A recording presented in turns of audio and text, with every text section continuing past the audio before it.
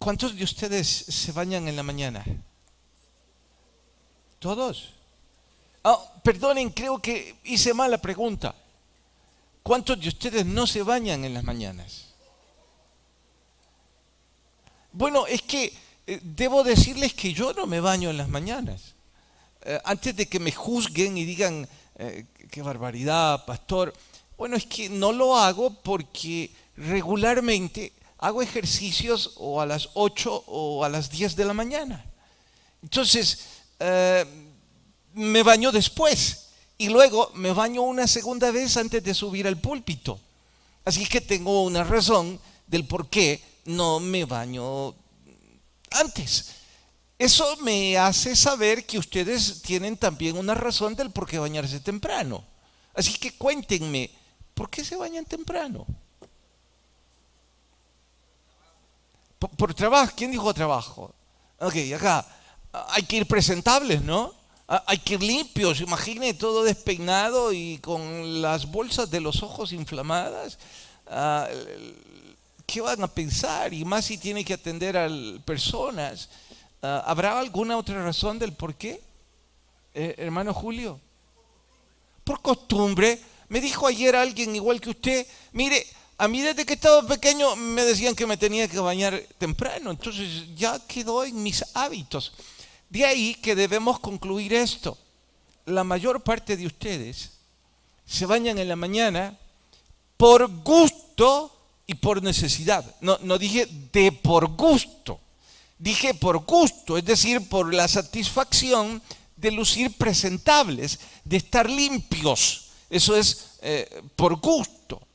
O por la necesidad. Se convirtió en un hábito y ese hábito ya es una necesidad en mi diario vivir. Bien por ustedes. Estoy arrancando con esto porque hoy voy a hablarles precisamente de forma espiritual de algo que debería hacerse por gusto y por necesidad. Porque hay una cantidad de personas que me imagino no son ustedes, pero les pregunto, ¿cómo es posible que salen de sus casas sin orar, sin leer la Biblia? Me dirán, no, yo sí lo hago. Bueno, disculpen que yo lo ponga en duda, pero recalco, creo que varios de ustedes no lo hacen, muchos. Siempre tienen una razón como me agarró la tarde, que tuve que salir corriendo, que no hay suficiente tiempo, lo hago en la noche. Nunca lo hicieron. La pregunta es ¿por qué algo tan básico, tan elemental lo pasan por alto? Les quiero contar. Hace meses atrás hicimos capacitaciones que se titularon Sé Fuerte. Estaba dirigida a pastores y a liderazgo, por eso nunca hicimos la invitación en términos generales a la iglesia. En fin, una de las dinámicas que yo me inventé para intentar inculcar, para intentar ayudarles a que tuvieran el hábito de no salir de casa sin leer la Biblia y sin orar fue la siguiente. Cuando nosotros vamos al tiempo de comida, es un tiempo de compartir, es un tiempo de platicar, de hacer amigos. Y en una conferencia con mayor razón.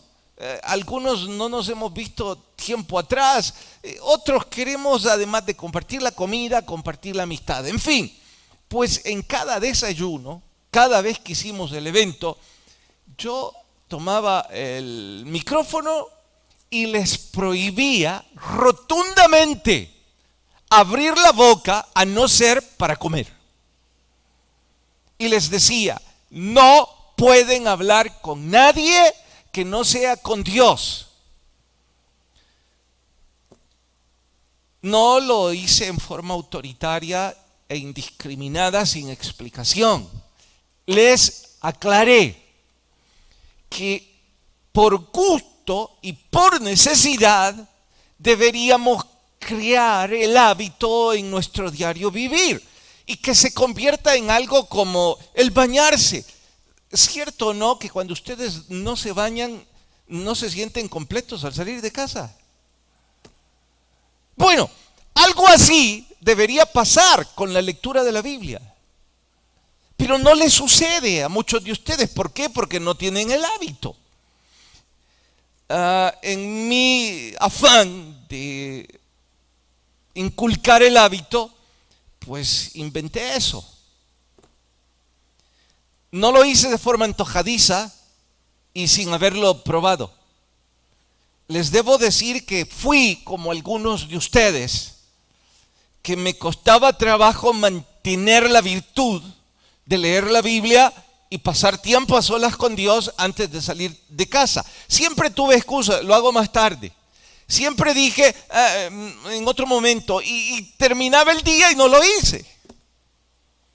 Pero desde que me puse este pensamiento, yo dije, hay algo que irreparablemente lo hago cada mañana, es comer. Así es que desde esa fecha, que no sé si fue 3 o 5 o 10 años atrás, nunca lo escribí. Yo no salgo de casa si no leo la Biblia, si no paso tiempo a solas con Dios. Y como lo único que hago siempre antes de salir es comer, pues a partir de hoy yo voy a disculparme con mi familia porque en el desayuno yo no comparto con nadie que no sea mi Biblia y mi comida. Y desde entonces yo no puedo salir si no he leído la Biblia. Como a mí me funcionó, como para mí desayunar significa alimentarme espiritualmente, y de hecho ni siquiera fue un descubrimiento. Si yo recuerdo en años atrás, cuando todavía teníamos el papel periódico, yo leía el diario en la mañana mientras comía. Era como un placer. Qué tonto placer, ¿no? Pero lo hacía. Entonces dije, bueno, si hice eso por algún tiempo, ¿cómo no hacerlo ahora para alimentarme espiritualmente? El hábito quedó y les puedo testificar que ha sido la mejor decisión que he tomado, qué sé yo, en cuántos años. Si el desayuno físico es para tener energía al comienzo de mi día, el alimento espiritual es para tener energía en mi alma durante todo el día. Vaya necedad cuando no lo hago. Les cuento, algunos de los que fueron a esas capacitaciones fueron diligentes. Se servían la comida y se escuchaba una especie de silencio reverente. Se oía nada más el ruido de los tenedores de metal cuando se depositaban en los platos de cerámica. Pero en cada evento habían 2 o 3 que no podían seguir la instrucción. Saben, yo tenía que pasearme por entre medio de las mesas y tenía que acercarme y decir, hermano, por favor, cierre la boca para hablar. Solo ábrela para comer. Sí, perdón, hermano, se me fue. Se le fue nada. Que no tiene ni la reverencia ni el hábito. Y pensaba que era un juego. No era un juego. No sé si el hábito quedó en alguien más. No sé si algunos lo siguen practicando o no. Como sea, hoy el tema que nos atañe es algo tan básico como orar todos los días. Pero les puedo asegurar que hay una gran cantidad de ustedes que no lo ha hecho durante todo el año. Si es que no debo decir que no lo han hecho durante los últimos años. O mejor me extiendo y digo que no lo han hecho nunca. Ahora, hoy van a tener la excusa, algunos de ustedes, de decir que yo no sabía, pastor. Usted es el culpable, ¿por qué no nos enseñó eso antes? Está bien, voy a asumir la culpabilidad absoluta. Pero desde hoy en adelante, yo me lavo las manos porque se los voy a comprobar, evidencia bíblica. Van a quedar demostrados que es algo tan básico como orar todos los días y que debe hacerse. No porque yo se los estoy sugiriendo o interpretando, lo van a leer.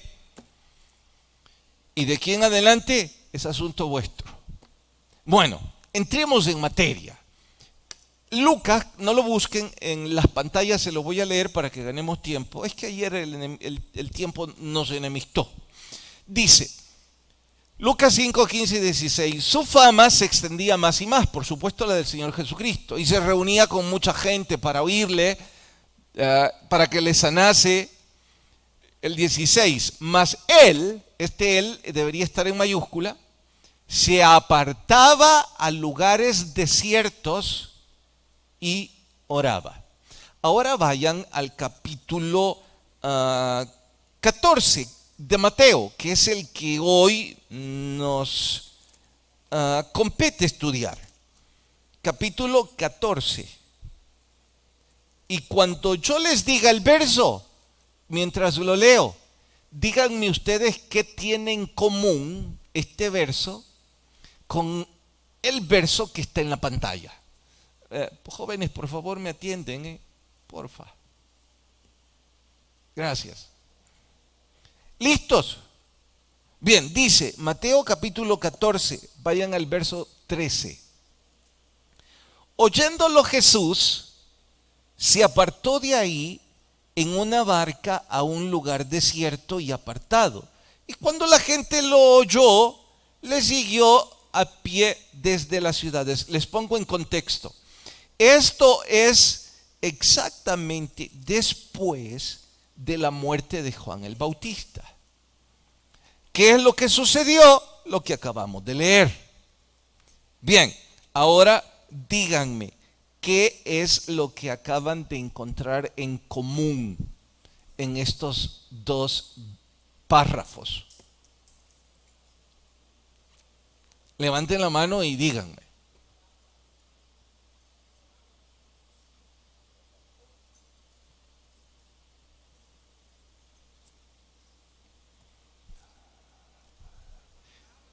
A ver, hermano,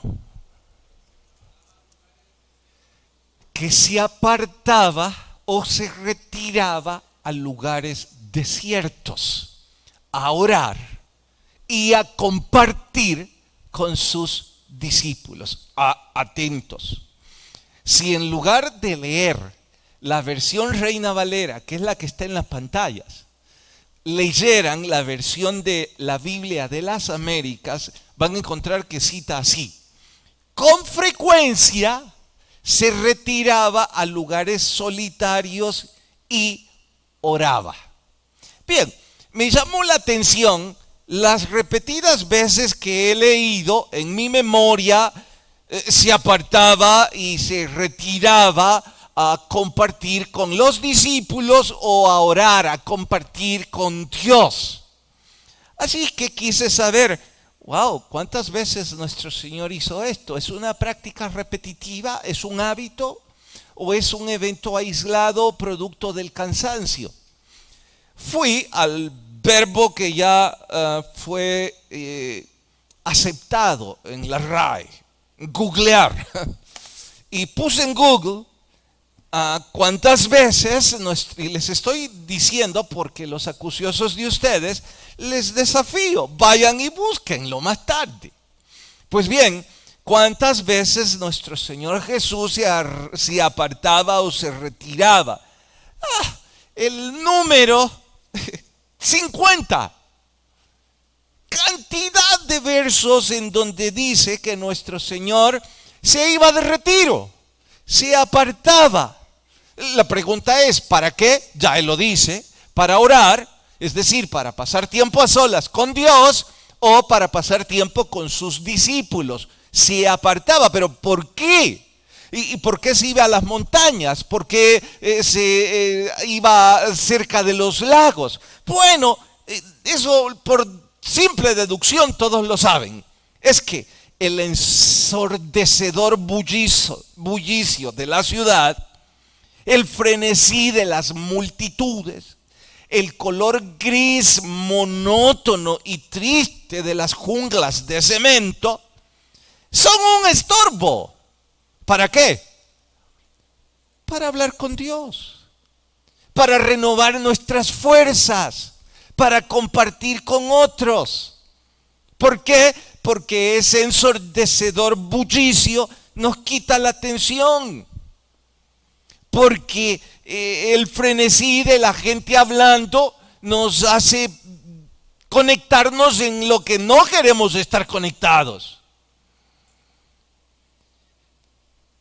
En contraste, la naturaleza nos acerca a Dios. El verde, todos deben saber, es recomendado como un color para mitigar nuestra ansiedad, para provocarnos relativa paz, tranquilidad.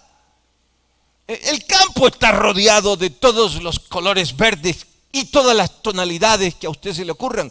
De hecho, Jane Edwards, uno de mis poetas favoritos, dice que el planeta verde azul es la obra más bella que el gran pintor decidió esculpir. El planeta verde azul, si usted lo piensa dos veces y ve algunas de esas fotos de los satélites, y cuando uno ve el planeta Tierra, tiene dos colores nada más, verde y azul. Pues bien, eso nos acerca a la naturaleza y eso nos acerca a Dios. Significa que nuestro Señor hacía eso con frecuencia. Lo hacía recurrentemente, por gusto y por necesidad. Lo voy a repetir. Nuestro Señor se apartaba de las multitudes, nuestro Señor se retiraba de la ciudad porque disfrutaba pasar tiempo con Dios y porque disfrutaba pasar tiempo a solas con los discípulos. Eso es por gusto, pero también por necesidad. Es decir, el punto de renovar fuerzas, de tener paz, de desconectarse de todo eso, era punto de honor en su diario vivir. ¿Cuántas veces lo hacía al año? No, eso no lo sé, pero por lo que estoy leyendo, fueron varias veces al año que nuestro Señor hacía eso. Ahora, Él es nuestro máximo ejemplo y con esto yo quisiera creer que es suficiente evidencia para que todos nosotros concluyamos, porque les tengo que preguntar, si nuestro Señor lo necesitaba y lo disfrutaba, ¿usted lo necesita y lo disfrutaría? No me venga con la desfachatez alguno de decir, yo no lo necesito. Vaya arrogancia. Si nuestro Señor lo hacía por satisfacción y por necesidad. Pero oiga, dirán los más escépticos, pero Él es el Señor, iba a enfrentar la cruz, lo sabía, estaba en una preparación espiritual. Oigan, revisen la biografía de los grandes héroes de la Biblia y van a descubrir con asombro que si no todos, una gran parte de ellos recurrentemente se apartaban. Moisés, Elías, Nehemías y sigo. Estar a solas, en contacto con la naturaleza, para intimar con Dios, era punto de honor en la vida de esos estadistas. Así que ahora tengo que decir, wow, los más grandes líderes lo hicieron. Por si no me bastó que mi Señor es el suficiente ejemplo. No, voy a ir un poco más. Estudié el bachillerato en un colegio religioso, no evangélico. Y ahora que estaba reparando y escribiendo el sermón, me acordé. En esos colegios teníamos al menos los estudiantes de bachillerato 3 retiros al año. Las instituciones de esos colegios tenían lugares diseñados especialmente para esos retiros. De hecho, en ese entonces, no sé ahora, los salesianos nos apartaban, nos retiraban, así se llamaban, retiros, a un sitio que se llamaba, o se llama, no sé, Ayagualo. Y está camino al Puerto de la Libertad en una montaña. El sitio, bellísimo, bellísimo. Por supuesto que el contacto con la naturaleza lo hacía especial. No puedo decirles lo demás porque no me acuerdo. Ni es mi asunto hablar sobre ellos. Estoy diciendo, wow, estos lo tenían. ¿Por qué? Yo me pregunté, ¿por qué 3 veces al año? Y siempre estaba ocupado, ¿eh? Me imagino que con todas las parroquias, colegios y qué sé yo, él siempre estaba ocupado. También esto me llevó a otro punto. ¿Saben que cuando esta iglesia nació, nosotros tuvimos todos los retiros que usted puede imaginarse? No sé si hacíamos 5 o más al año, pero esta congregación creció con retiros por cualquier sitio en este país. Y debido a la falta de recursos, cada vez nos buscábamos cada rincón y tenemos los de aquel entonces, cada anécdota, algunas graciosas, algunas medio especiales, como ayer yo me estaba sonriendo porque estaba uno de los que fuimos al volcán de Santa Ana en un retiro. Yo dije, los que se crean que no pueden subir hasta el cráter, pues se quedan en la falda de Casa Cristal, los demás nos vamos. Y una gran parte, como dijeron, el pastor va, aguantamos nosotros. Se nos perdieron 6. Y de los 6 estaba uno así a mi izquierda anoche y todo sonrojado diciendo, ya va a decir el nombre, pero me contuve. Tenía ganas, pero me contuve. Y no fue un extravío de 1 hora. Pasaron 4 horas y media que no los encontraba. La policía tuvo que ir con nosotros. Estábamos, pastor, ese tipo de anécdotas, por decirle una de tantas. Y ahora que tengo aquí hermano Mendelson a la derecha, recuerdo que él me dijo, mira, yo tengo un amigo que tiene una propiedad allá en Santiago Texacuangos. Como no teníamos dónde ir. Y es bellísimo. Las playas del lago de Ilopango en ese extremo son blancas, me dijo, son arena blanca. Yo le dije, ¿me estás engañando? No, vamos. Y pues vamos, él tenía un 4x4 y nos fuimos. No exageró, no era arena blanca, yo creo que es piedra poma o qué sé yo, pero blanco es blanco. Es bellísimo. Yo no sé, tal vez porque es una parte casi virgen que tiene unas vistas hermosísimas, ese lado del lago de Ilopango. Y había una playa enorme. Yo dije, este lugar es bellísimo para hacer el retiro. Dale, démosle. ¿Y cuánto nos van a cobrar? Y él me dijo, no, si es de un amigo, vos dale, me dijo. Yo no sé, ¿era de un amigo suyo o estábamos infringiendo la ley otra vez? Era un amigo suyo. Bueno. Miren los 2 brillantes, él más que yo. Se nos olvidó que el único 4x4 era el de él. Entonces, como la llegada era para abajo, todos iban en carrera, ¿no? Yo no sé cuántos se tropezaron y llegaron en 10 minutos rodando. Y claro, allá abajo todos lo disfrutamos. El problema fue el regreso. ¿Cuántos se desmayaron? ¿Te acordás? No menos de 4. No solo se desmayaron 4, sino que yo creo que alguno de los 4 fue infarto. Y nosotros, ¿y qué hacemos? Por allá encontró él un burro. No les estoy exagerando nada. Y me dijo, mira, con este burro llevemos algunos, me dijo. Yo para ese momento, yo quería desaparecer, yo me quería meter en el agua. Porque dice, no, va a morir alguien. El 4x4 de él se le fundió. Porque iba y venía y se le fundió. Y nunca se lo pagaron, ¿verdad? Sí, es tu ofrenda al Evangelio. Pero oiga, de esas tenemos tantas. Las espirituales son las más hermosas.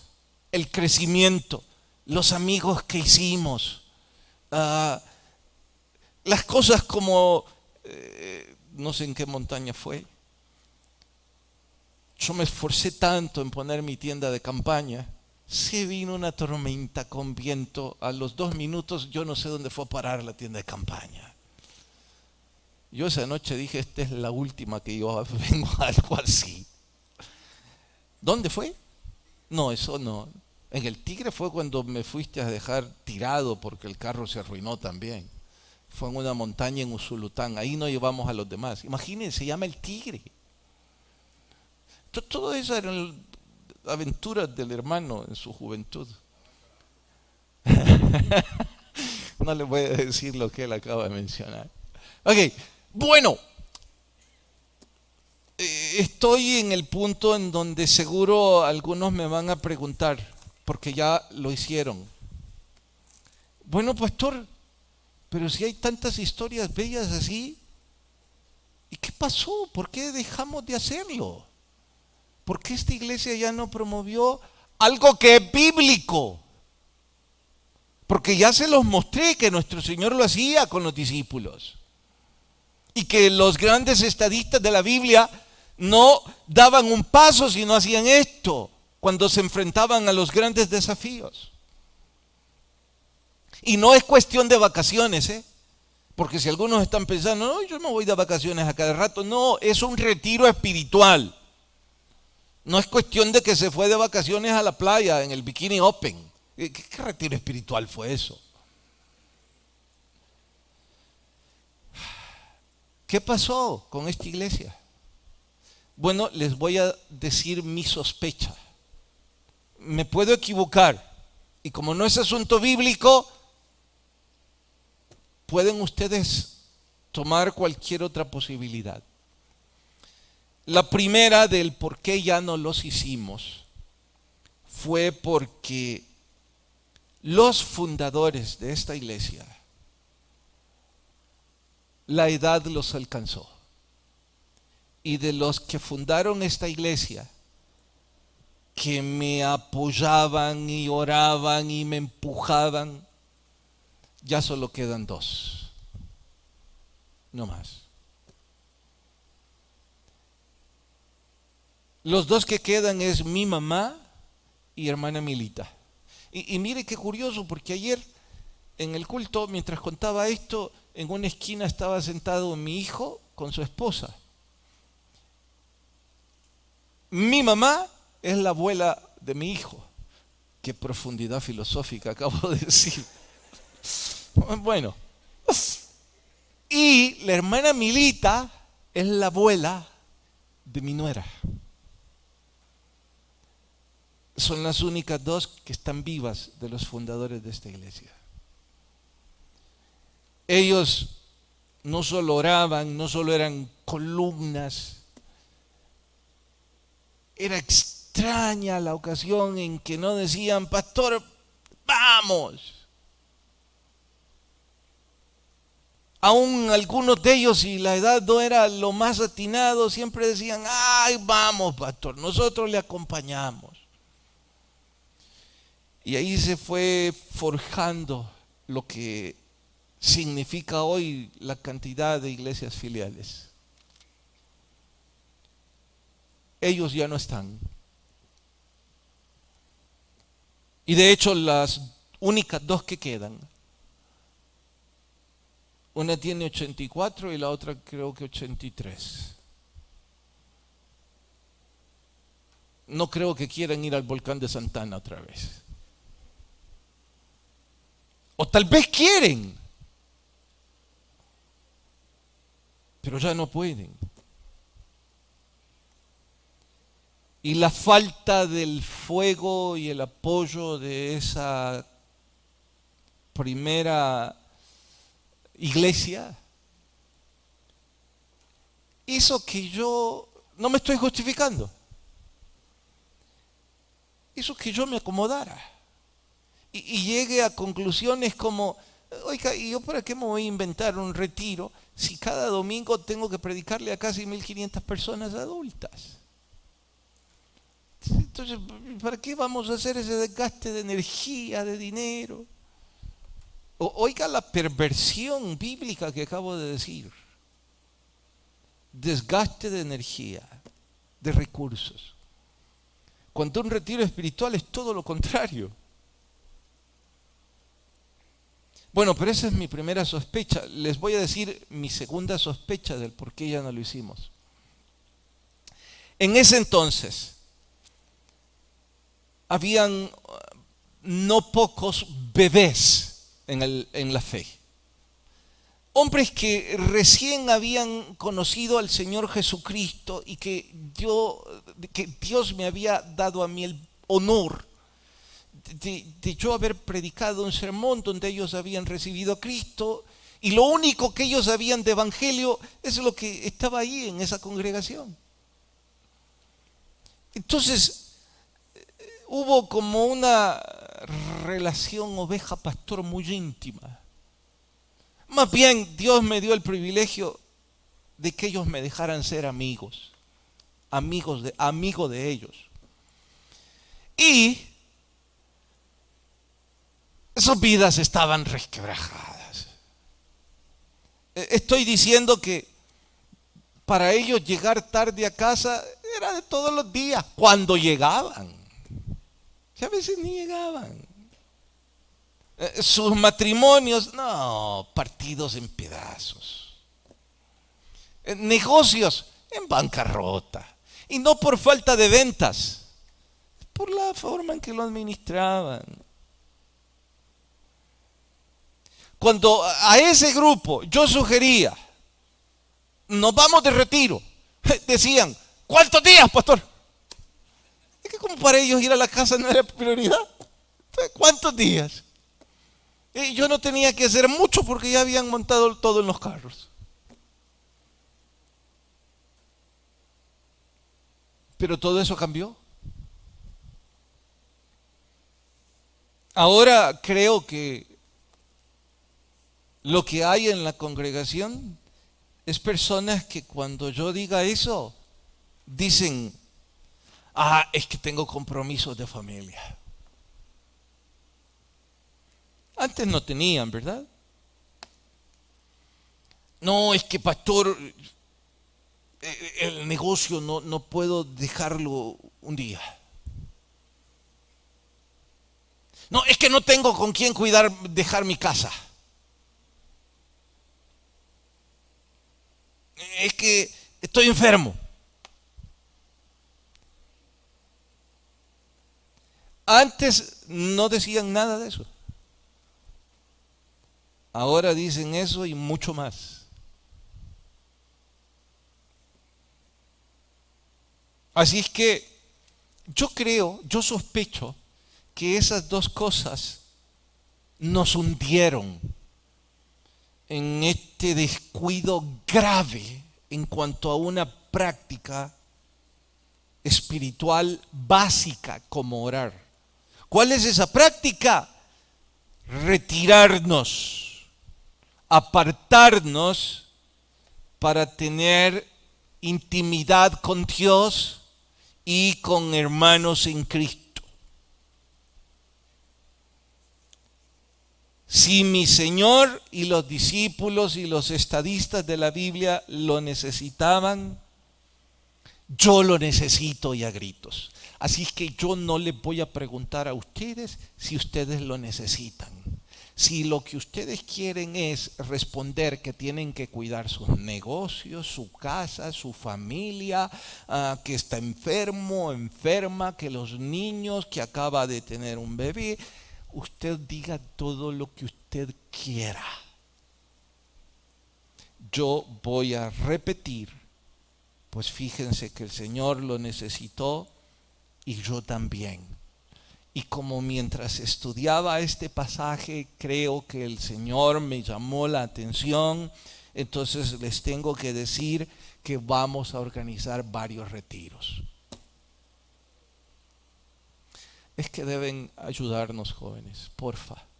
Yo se los pedí ya antes y no han querido mostrar respeto.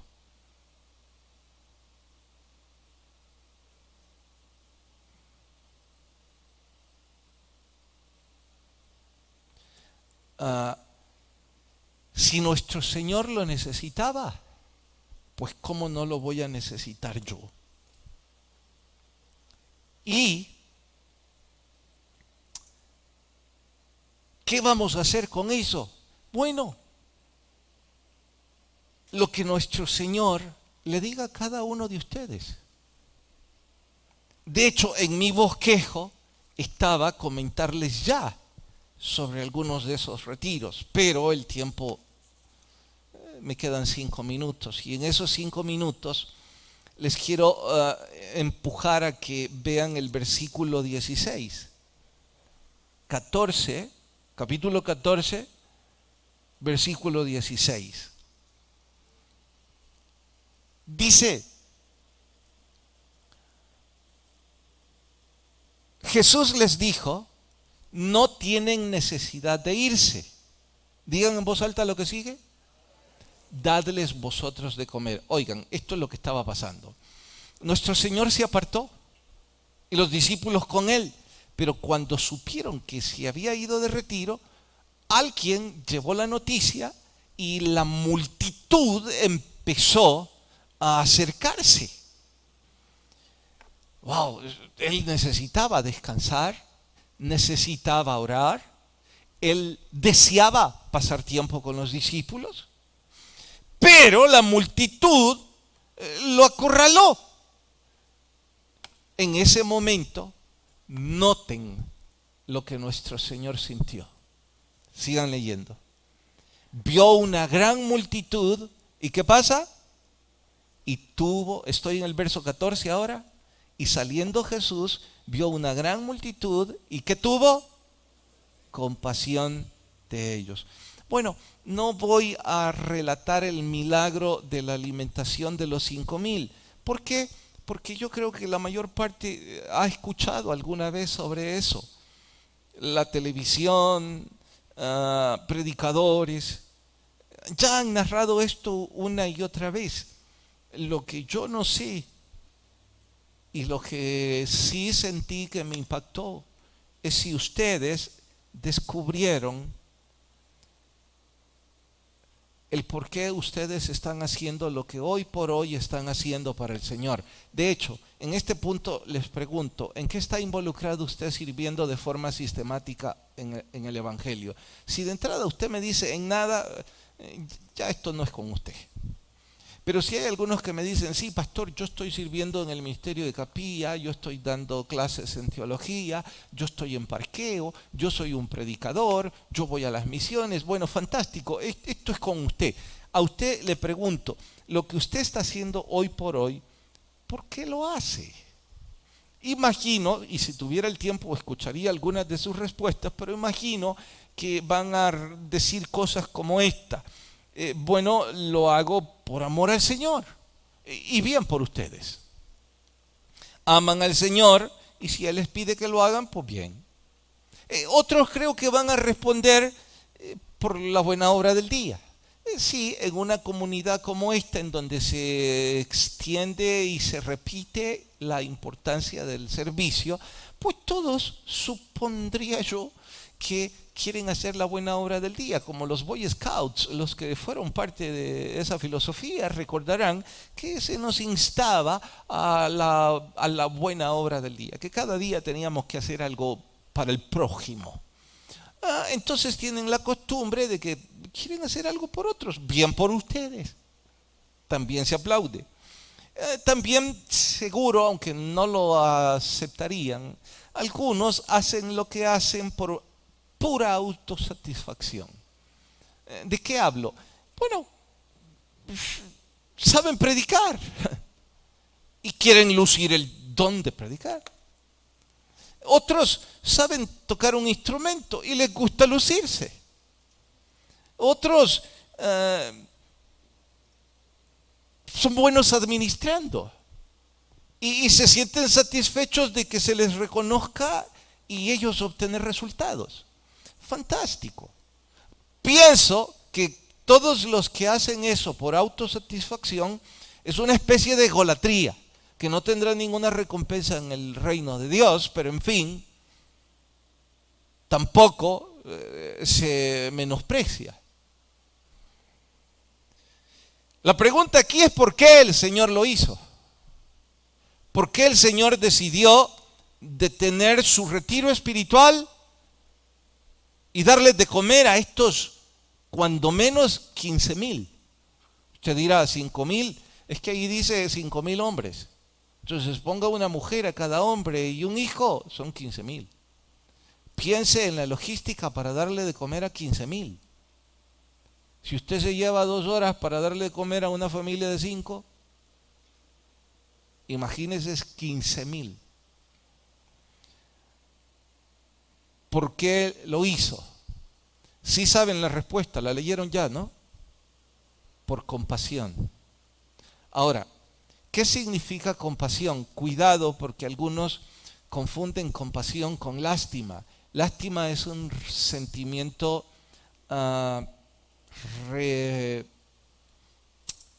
repulsivo, discriminativo y humillante. Compasión es una virtud. Pastor, ¿y cuál es la diferencia? Lástima es esto. Está sufriendo, de verdad, sí, pobrecito, ¿verdad? Pobrecito. Eso es lástima. ¿Y cuál es la compasión? Está sufriendo, ¿sí? Mi corazón se llena de tristeza. Al punto de que mi tristeza me empuja a intentar hacer algo para aliviar un poco el sufrimiento de esa persona. Esa es compasión. Nuestro Señor sintió compasión por esas personas. Usted dirá, bueno, pero es que se iban a convertir. No, si Él sabía que la mayor parte de esos días después iban a estar vitoreando, crucifíquenle. Pero sintió compasión por ellos. Y creo que también lo hizo para enseñar a los discípulos que lo que hacemos debe hacerse por compasión al prójimo. Así es que yo aprendí 2 cosas esta noche mientras preparé esto. Bueno, no esta noche, lo aprendí ayer. Número 1, que el Señor me está empujando a que debemos hacer 3 retiros. No, que yo debo ir a 3 retiros cuando menos al año. El domingo les cuento un poco más. Y me enseñó que cualquier cosa que yo haga debo hacerlo por compasión a los demás. A lo mejor lo poquito que voy a hacer no le alivia en nada la carga a otro. Pero lo intenté. Lo intenté. Pero algunos de ustedes van a resultar como los discípulos. ¿Sabe que estos tuvieron la desfachatez de darle órdenes al Señor? Fueron donde el Señor y le dijeron, mira, fíjate que ya llegó la hora de la cena, así que despachá a todos esos porque tienen que comer. Y digo, ¿y estos cómo fueron tan osados, tan irreverentes de irle a decir al Señor lo que el Señor tiene que hacer? Pero así lo hicieron. Y ya saben lo que el Señor les respondió, ¿verdad? ¿No? Léanlo más tarde. El Señor les dijo, dadle vosotros de comer.